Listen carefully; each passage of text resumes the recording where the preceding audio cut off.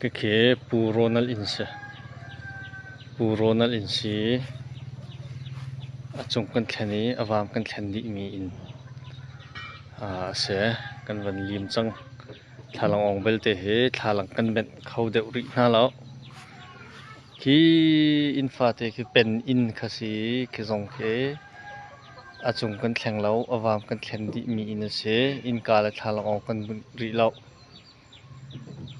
hilal remoi in khase lal remoi in si avam cheu khat la chung cheu khat ke kan thlen ni in se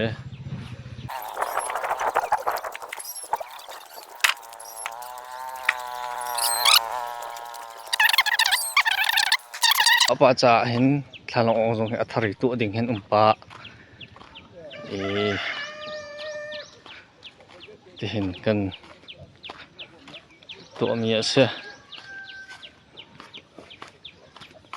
in chung te na jong he ani he thleng di na ba mi si in chung jong he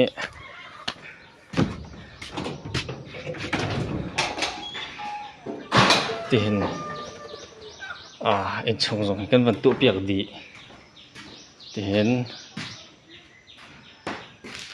plywoodin kan dani in khandel vel te jong tin tha ting kan to piak na the tikhin in chung lei jong hong se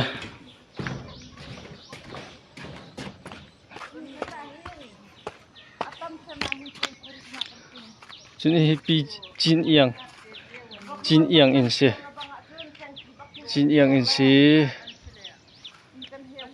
ani jong he achung kan thlen di mi se chung kan thlen di mi se chun khi te khe pulal manga in si in te chung khi kan thlen di in pi in chung khi cheu khat kan thlen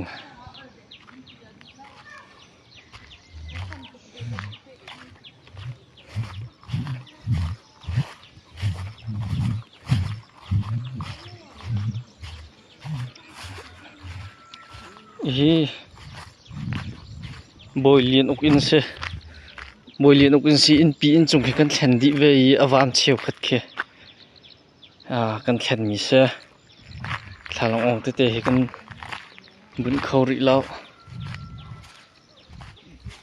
hi pungun hak in si ani in he tha ngai mi se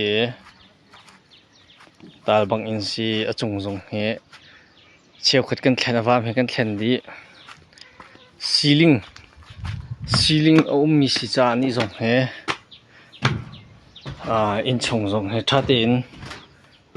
ceiling jong he ceiling ning ten kan bun piak te khin khe arok mi ceiling chu kan thlen piak ve kau te khin khe in khan jong khe tha te in ki te khin bo mi vel te kan dan piak di na plai thar long te kan thlen di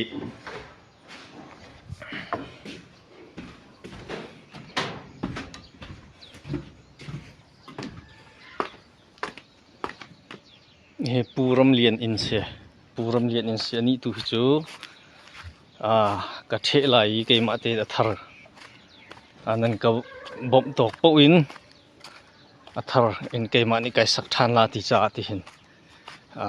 kan ram lo chun pu cheu lian in jong he ka the lai athar in ke ma te na thar nan ka bom tok in kai sak la ti cha pu cheu lian in jong he kan rem lo an ma chung ni rem kha an rem ti lo cha kan rem lo mi se he pungun zu thok in si ti hin kan ran rem di chang mi in se ka pa thong ka dai la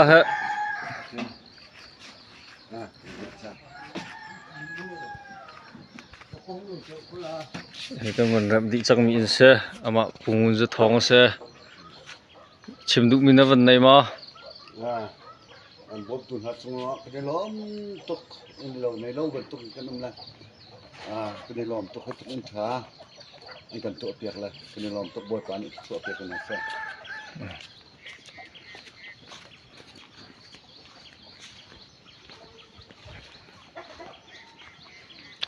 tu ko van zai mi pu rang hlun in si kan van tu di chang ve mi in se avam he kan thlen ver e chung kan thlen ver pungun zu thong in zong kha avam thlen ver se chung thlen ver se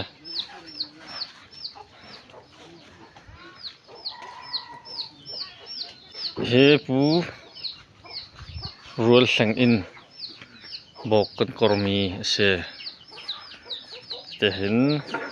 bok te kan kor piak nai ka te hin khuan sa i cheu thang in se pini jing la cheu thang in se chung kan thani avam kan thlen di ve mi in se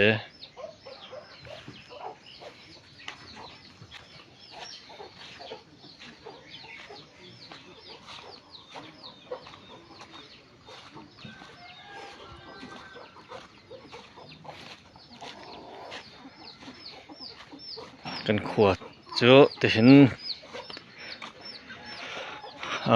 si te hin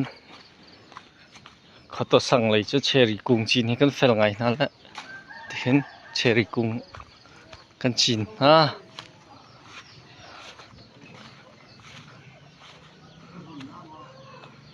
ni Presbyterian vacancy kan ram khori lo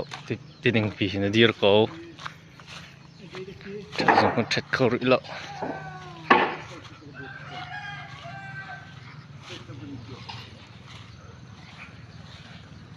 Pi văn hem in xế bọc tế căn tổng miết xe Pi văn hem bọc căn tổng miết xe tế hế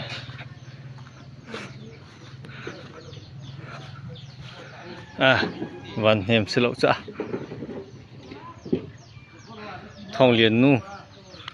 liền nu bọc cầm tập như thế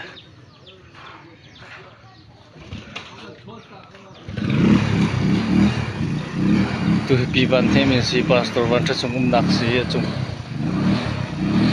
chúng cần thèn vam cần thèn mi se chúng lom pal thèn ai duri mi se